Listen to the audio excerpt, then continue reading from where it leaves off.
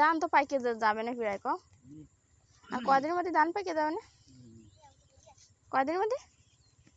ওই 10-15 দিন